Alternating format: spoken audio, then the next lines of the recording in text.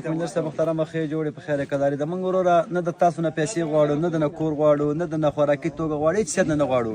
خالي دغه کومک نه غواړو چې مثال په توګه دغه زموږ شهیدان موږ ته یو تیاره غواړي، دا موږ په تیاره کې واچوو، موږ یې دغه ته انتقال کړو، سمې ته انتقال کړو، دا موږ ښه کړو.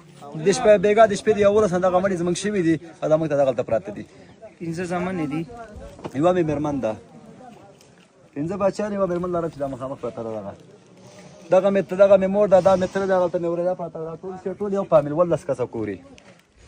زموږ دغه غوښتنه ده چې مثال په توګه موږ ته تیاره وغواړئ او موږ دغه 15 زامن اوس ورته راوباسئ او ټول 8 کالو 9 کالو 10 کال دغسې همدغه 2 کالان او 3 کالان او دغلته یو شاو دی ورسره ناوې دا ورونه د 3 ورځې مخکې واده شو.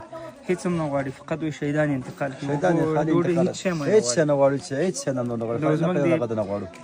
مسؤل چارواکو نه، خلیفه صاحب نه، دفاع وزیر، ځوان وزیر نه، خواهش هم دا دی الله دې خیر و برکت درکړي. اوس هم تیاري راغلې، 2 راغلې، لږ تعداد زیات کړه، زخمیان ایله انتقال شي، زخمیان نه انتقالېږي، شهیدان خو پراته دي. پرون 11 بجو نه دا دی، سبا په باندې 3 بجې دي، نو دا شهیدان دلته پراته دي، ماشومان اوس هم د خاورو راوباسي. دا حالت